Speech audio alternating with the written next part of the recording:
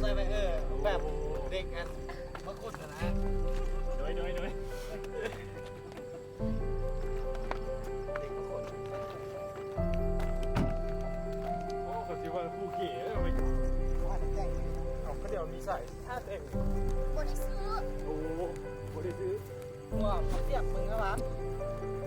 มันมีอันเสียบใส่บนหัวซ้ำหมดนะแล้วมันจะมีปังเสียบออกมาไปสุด